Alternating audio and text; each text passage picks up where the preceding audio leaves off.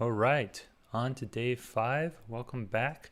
Um, let's see, make sure the stream is going here. Hopefully it starts at some point, but we got day 5. I'm going to get set up here similar as before. I'm going to go to utils. I'm trying to get used to this kind of tooling that I've built. We're going to make this day 5. And what I've realized is when you copy this, even with comments into the Python console, I don't think it keeps the comments. Oh, no, it does. There we go. So that should generate our templates. And once PyCharm decides to refresh itself and pick itself off the floor, I'm going to get day 1 opened up here. Did that work? Let's take a look.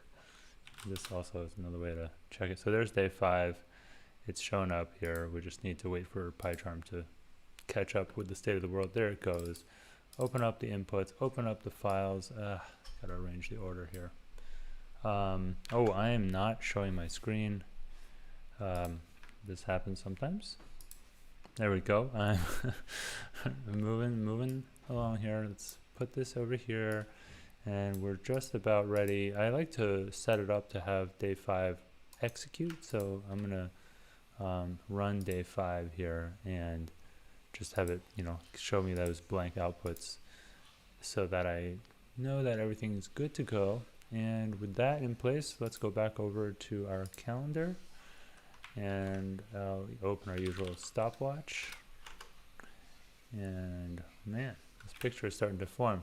That's one of the fun things about Advent of Code is as you go along, it starts kind of drawing a little picture for us.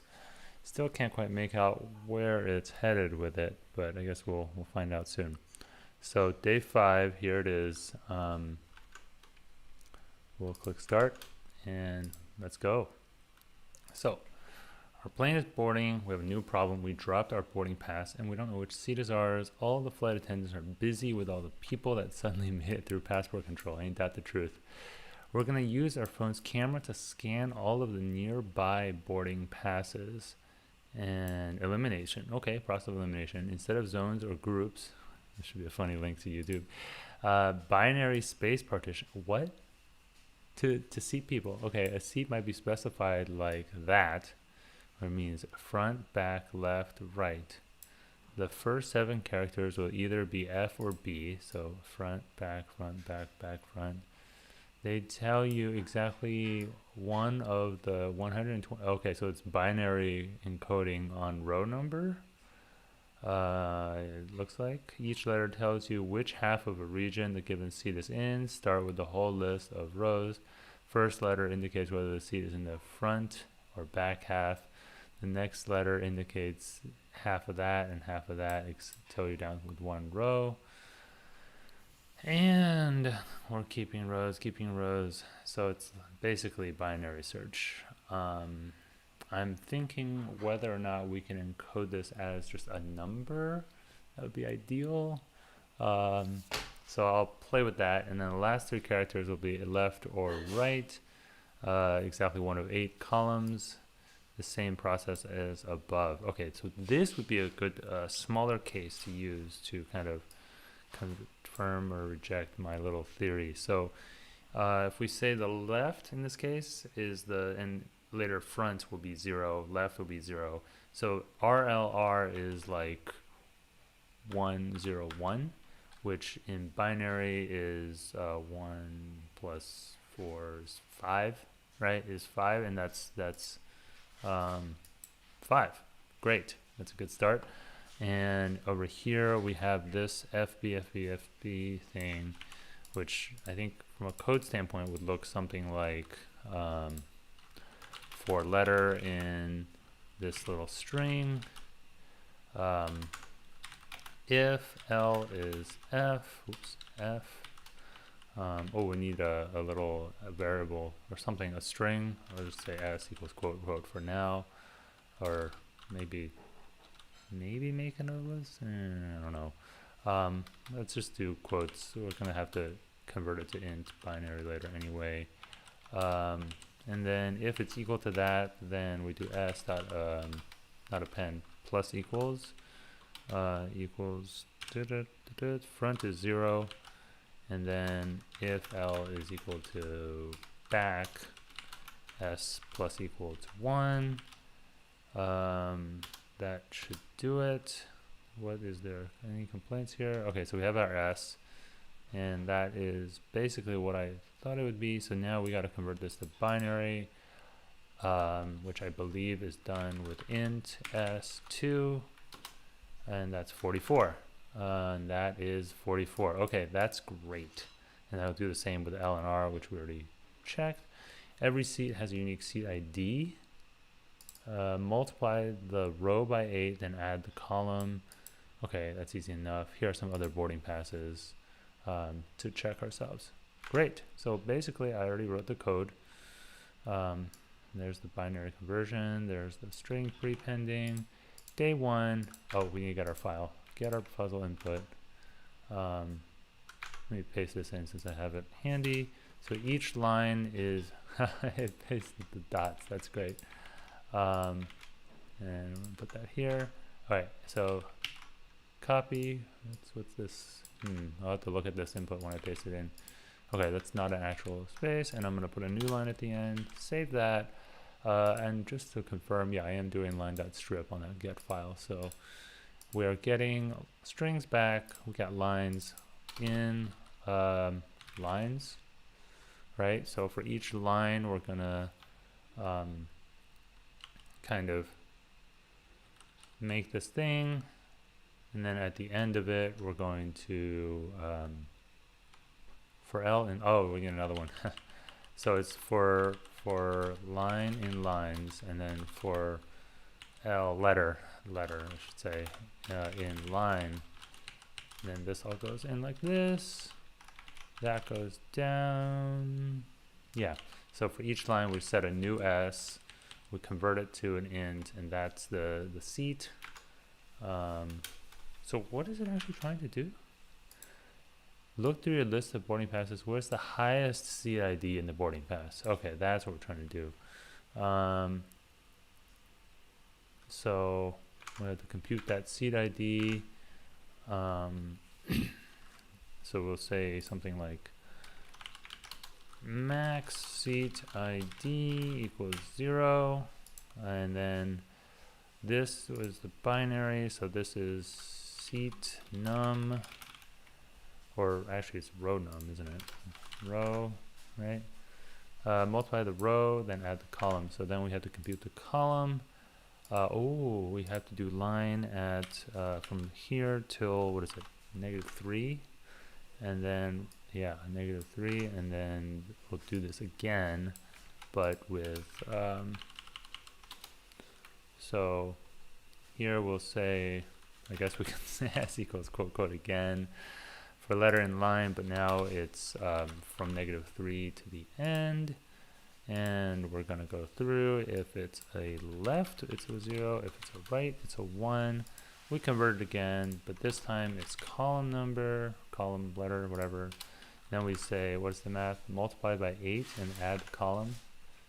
So row num times 8 plus column number, and then we're going to save that to max seat ID. Whoa. Max seat ID and max seat ID. I'm just doing a max on these two to pull out the biggest one if it's going to be bigger, and we're going to do that for every line, and at the end of it we return the max seat ID. It says L is not defined. That's true. We change it to letter apparently.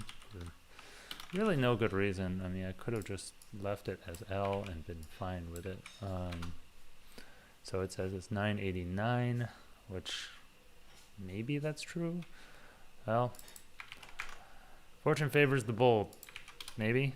Oh, got it. First time getting the first one. What are we doing? 7 minutes. That's not bad, I guess, right? 7.5 minutes. Oops. So this was 7:35 or so. On to line 2. So ding, the fasten seatbelt sign, time to find your seat. It's a completely full flight, so your seat should be the only missing boarding pass. There's a catch. Some of the seats at the very front and back don't exist, so they will be missing as well. Your seat wasn't at the very front or back. The seats with IDs +1 and -1 from yours will be on the list. Interesting. Oh, that's why I multiplied by 8. So every seat has a unique ID. What is the ID of your seat? So if we cut out the highest row and we drop the highest column, so let's copy a good chunk of this from here to the end, and then we'll modify from there. Where did I go from? Line 1, There we are. This still works good. So we don't actually have all the CIDs. I've been doing this max thing. So this is out. Well, we should still compute the CIDs. So I'll keep this bit of logic here. And so we'll say seed ID equals that. And we'll say seed ID list equals empty list. And we'll put this seat ID list dot append seat ID. So now we have this list, and once we're done computing that, we want to find the missing value. So we'll do seat ID list dot sort. And if we start searching, we want to find the one that's missing. So there's a couple ways to do that. We could do it manually, or we can do, well, I want to see what this list looks like first, and it's possible we just have the answer there, right? There we go. So it starts at 89, and it goes up to 989, which we knew. Okay, so let's do this. Seat ID list for value in seat ID list. And then we can say seat ID equals this first one. Well, we'll just show every single one that's missing. And we'll increment it each time. So we'll say if val equals seat ID, if they're the same, then we're good. Right, the first one we know will match, and then it'll go to the next one. So we should do seat ID plus equals 1. So then it'll go to the next one each time. Else, they're not the same. So then we should print seat, we should print the value, right? That's representative of what we're seeing has jumped ahead is what we're expecting to see. And now we need to set seat ID to value because seat ID isn't, incrementing correctly. And we can still return this. Let's see what that looks like. Okay, so there's a lot. Okay, we're off by a lot here. Why would that be? Seat ID. So it starts off at 549 as being wrong. So that suggests that that's probably where the error is happening. If it's not the same, we show the thing. Seat ID equals value. Oh, +1. That'll rectify it. Yeah. And so we're printing the value that we saw, and we then set, so I think it's 549.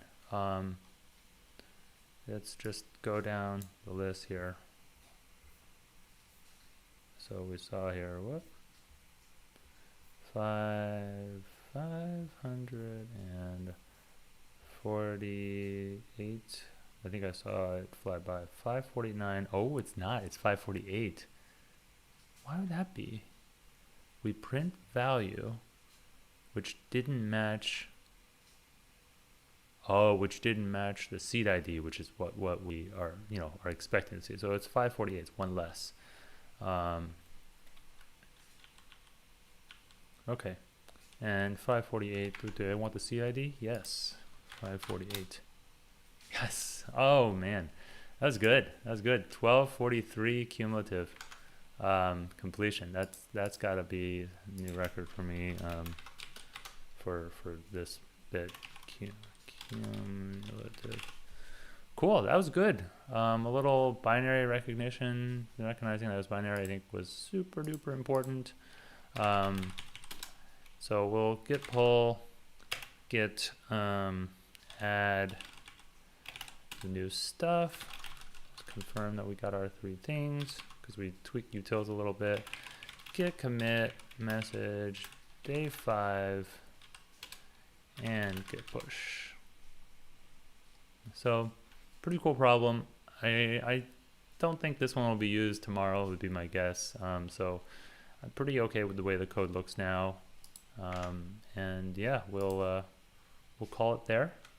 Pretty good problem today. Pretty happy with that. And we'll see you tomorrow for some more advent of coding. Happy Saturday, happy weekend to you all.